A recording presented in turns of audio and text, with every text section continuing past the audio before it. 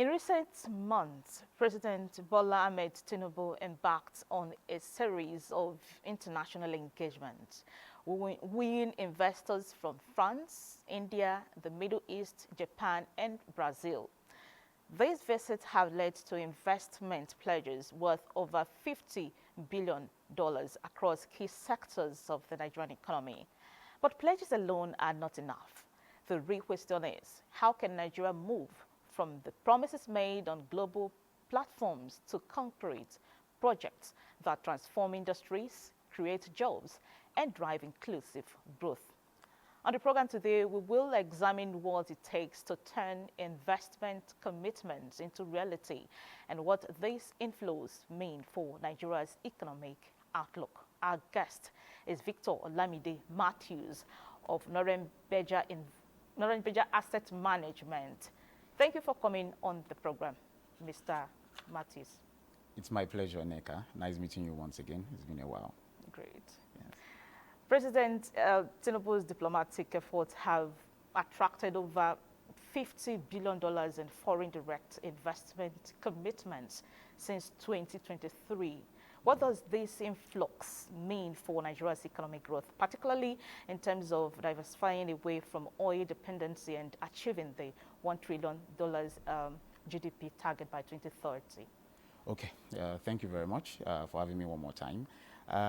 When talking about the issue of the president going round, a lot of questions have been brought out in terms of what's the essence, and the government has to provide a lot of accountability as to why he's been traveling. And last count, I think it's about 36 to 40 different trips he has undertaken between since his introduction to government in 2023 to date. And we all know that in terms of foreign direct investment, these things are very important. In terms of remittances from diaspora, in terms of foreign direct investment, right? So for the Nigerian economy, in terms of the economic transformation, it does a lot. First, majorly talking about the diversification of the economy. The president has gone a long way to try and spur different sectors of the economy where there's been some level of underdevelopment. Talking about oil and gas by side, oil and gas is like one of the most developed sectors in the Nigerian economy. We'll talk about manufacturing sector, where we think there's a lot of progress to be made in that area. Infrastructure, the industrial sector, this diversification has positive effects on the economy where we know there's a lot of potential, right? In terms of job creation, when you have investments coming to the country and you don't have jobs being created, then what's the essence? Because it's not translating into additional income for individuals. So yeah, projections actually suggest this investment could generate up to 11 million jobs by 2030. How can we leverage these pledges to address youth unemployment? Yes, exactly. So it doesn't just come from the companies themselves, it also comes from the government. Before they can decide to come into Nigeria, there needs to be constant follow-up. You mentioned earlier where you said there are commitments, there are pledges not realized yet. So there needs to be constant follow-up and to make sure that all the agreements made with these companies and governments need to be, be in line together with each other. So they have to make sure that the funds come in, or the investments coming, let me put it that way. So yes, it's important. It's important, definitely important for this to work. Job creation is vital. Now, despite these pledges, actual foreign direct investment inflows remain low at $126 million in the first quarter of 2025, according to the MBS, due to issues like bureaucratic hurdles and inadequate infrastructure. What targeted reforms does the government need to implement to convert these over $50 billion pledges into tangible economic progress? Okay, I acknowledge the reduction in Q1 2025. I think it dropped by close to 70% between Q4 and Q4 2024 and Q1 2025. This over the past 2-3 years, when we move into the new year, there's usually a reduction in terms of foreign direct investment flows into Nigeria. The data shows it. However, in order to make sure that we don't have significant fluctuations in these values, there are a number of things the government has to do, right? In terms of security, there's been significant improvement comparing ourselves to where we were 10 years ago, 5 years ago, especially the conflicts in the Northeast, down in the South-South. When there is a significant improvement in security, foreign investors wouldn't think twice before coming into Nigeria. As I said, Nigeria is the largest market in Africa, has the largest population. We are all termed the giant of Africa. So security is very important. And we also need to look at the legal and regulatory reforms. Those reforms are needed to make sure that when trying to establish a company in Nigeria, the process needs to be seamless. Right? Don't want to have too much bottlenecks trying to do that. So I think those reforms need to be done. And also in terms of infrastructure, which I think the president and his members of his board are working hard to make sure that different kind of infrastructure are in place to make sure that this process, the cost of production is also reduced, as well as also we need to maintain macroeconomic stability. Macroeconomic stability in the sense of inflation, exchange rates. When these policies are known to be static, investors are confident that they can come into the economy and not lose their funds over time. When policies are stable over a longer period of time, confidence definitely becomes boosted over that same period of time. So I think these are the things the government can do to attract more FDIs into Nigeria. What about ease of doing business? What role does it play in attracting and sustaining FDI? Okay. For the ease of doing business, okay, not just talking about the metric alone. I think the metric last time it was released was 2020, and our ranking was 131 out of 190 countries.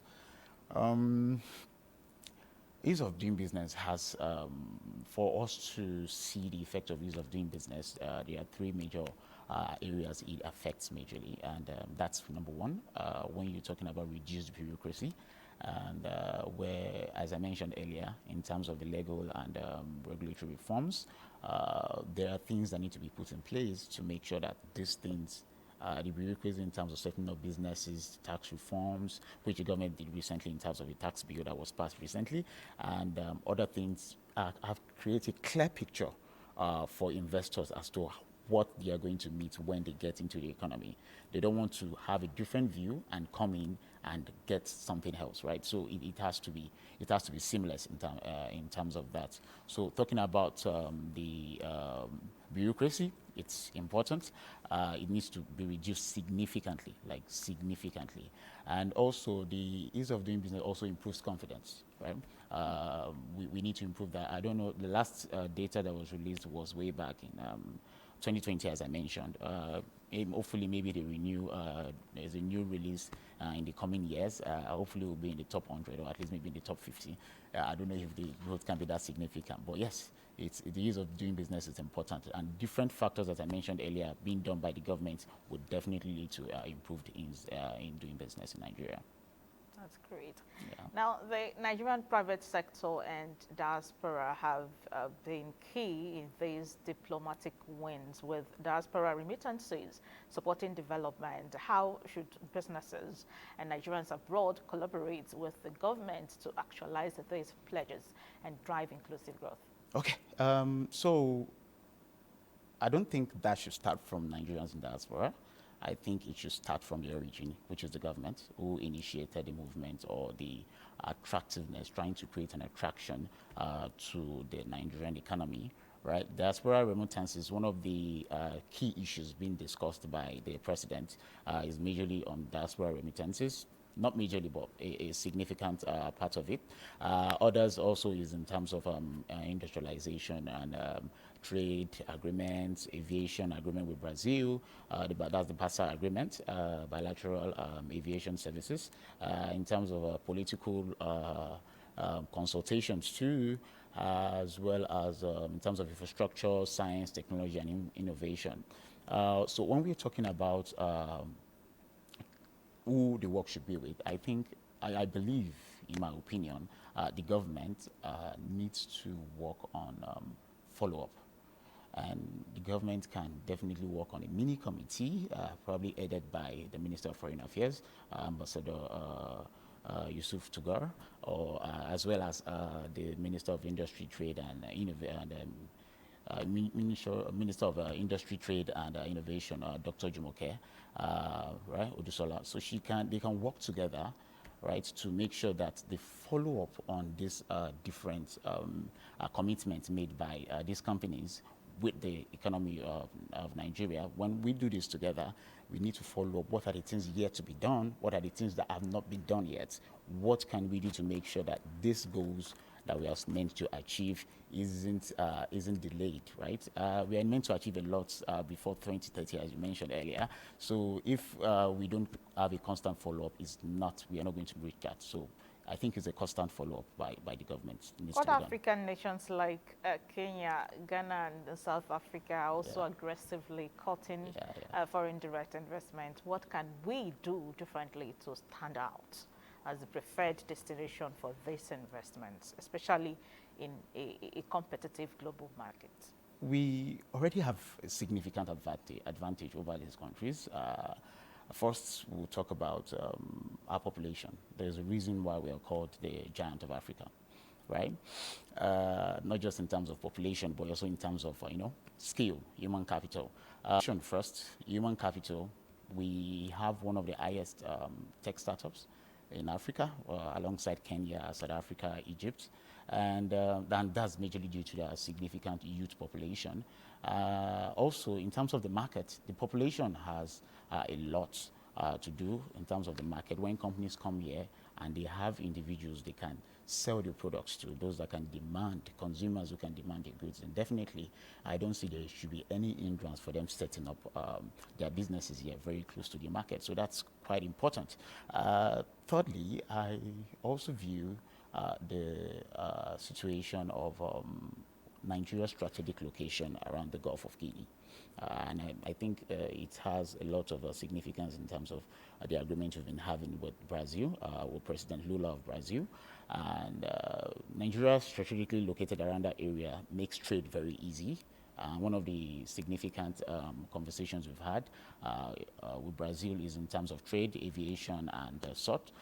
So we've been able to move goods, essentially being produced in Nigeria, to other parts of West Africa, South Africa, Central Africa, though there's a restriction towards the Mediterranean to the North African side. Also, even talking about North and South America. So this sort of location we have is also an advantage for industries to also come and set up manufacturing firms to set up businesses here, because ease as which they can move their goods also. So these are advantages. However, that's not enough. The federal government, and also the monetary policy side need to work on macroeconomic stability to attract them, and also tax incentives as well as tax incentives to companies who can come to attract them. These are things they can do to make sure. So we have a lot of this advantage already. It's just we being able to utilize that potential to boost the economy. Tell us some of the sectors you feel are most likely to benefit from the current wave of pledges. Okay. And how can Nigeria prioritize them for maximum impact? We talked about economic diversification earlier, right? And though I know economic diversification is important, we also need to work on the area where we know we have comparative advantage. Oil and gas, right, is one of the major sectors. So usually the three major sectors based on the trip: oil and gas, manufacturing, as well as infrastructure, right? So oil and gas, a lot of areas, a lot of companies have made commitments. ExxonMobil has about $10 billion commitment. Total Energy is about $6 billion commitment. $6 billion commitment. Shell has about $1 billion commitment. And also, we also see the re-entry of Petrobras back to Nigeria since they left in 2020. That's one of the conversations the president had with the government of Brazil. Government of Brazil has about 50% stake in Petrobras, if I recall well. So the oil and gas sector needs to be improved, and it's one of the major discussions. So out of the 50 billion, we already have like 17 billion, close to 20 billion being invested in the oil and gas sector. Additionally, when talking about the manufacturing sector, the industrial sector. Added to that, about if I can recall well, Indorama from India is also one of the companies, as well as Jindal Steel and Power, combined inflow of about $10 billion also, which will be very significant in that sector in terms of power, energy, I mean power, infrastructure, as well as production of tangible goods, right? So this is very important in that area. And power also, Siemens. There is a continued conversation with Siemens in Germany. This started all the way from the previous administration. So I think between now and 2030, there should be significant progress, as I mentioned earlier, if the government continues to follow up on these industries, these companies rather, as well as the foreign governments, to make sure that these pledges turn into reality. Mr. Victor Olamide Matthews. Thank you. Thanks very much for your time. It's my pleasure. Moving on, Nigeria's stock